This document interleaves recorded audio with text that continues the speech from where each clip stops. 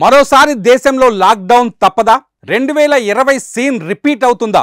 మళ్ళీ కరోనా విజృంభిస్తోందా అంటే అవుననే సమాధానం రాక తప్పదు. రోజురోజుకు కరోనా కేసులు పెరగడం తీవ్ర ఆందోళనకి గురిచేస్తోంది. వదలబొమ్మాలి వదల అంటూ కరోనా మళ్లీ దేశాన్ని వణికిస్తోంది. దేశంలో కరోనా కేసులు అంతకంతకు పెరుగుతున్నాయి. రోజువారీ కేసులు పెరగడం తీవ్ర ఆందోళన కలిగిస్తోంది. ప్రస్తుత పరిస్థితులు చూస్తే ముఖానికి మాస్కులు పెట్టే రోజులు మళ్ళీ రావడం ఖాయమంటున్నారు నిపుణులు.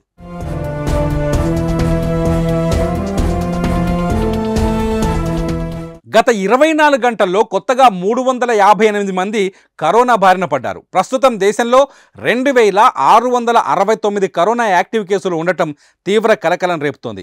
కేరళలో కరోనా మహమ్మారి మరింత విజృంభిస్తోంది. కొత్త కేసుల్లో 300 ఆ రాష్ట్రంలోనే ఉండటం, గత 24 గంటల వ్యవధిలో 3 మరణించడం కలవరపెడుతోంది. కేరళతో పాటు కేరళ, కర్ణాటక, తమిళనాడు, పుదుచ్చేరి, మహారాష్ట్రలో కేసులు ఎక్కువగా ఉన్నాయి. తెలంగాణలో 5 కొత్త కోవిడ్ కేసులు నమోదయ్యాయి. ఏపీలో 1 కేసు నమోదైంది. కరోనా వ్యాప్తిపై మొన్నటి వరకు సీరియస్గా లేని మన దేశం ఇప్పుడు ఒక్కసారిగా అలర్ట్ అయింది. రాష్ట్రాలకు హెచ్చరికలు జారీ చేసింది. కేసులు నమోదవుతున్న రాష్ట్రాలతో పాటు కేసులు లేని రాష్ట్రాలను కూడా అప్రమత్తంగా ఉండాలని సూచించింది. కోవిడ్ పెరుగుదల, మరణాలపై కేంద్ర ఆరోగ్య శాఖ మంత్రి బుధవారం ప్రత్యేక సమావేశం ఏర్పాటు చేసింది. అన్ని రాష్ట్రాల, కేంద్ర పాలిత ప్రాంతాల అధికారులతో సమావేశమయ్యారు. కరోనా నివారణ చర్యలపై సమావేశంలో ప్రధానంగా చర్చించి రాష్ట్రాలకు గైడ్లైన్స్ జారీ చేశారు.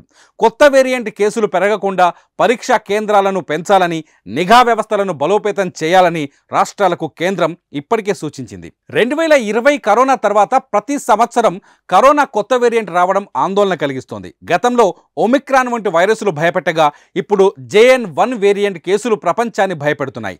మన దేశంలో JN.1 వేరియంట్పై వ్యాప్తి తక్కువగా ఉందని చెబుతున్నా పెరుగుతున్న కేసుల నేపథ్యంలో జాగ్రత్తగా ఉండాల్సిన అవసరం ఉంది.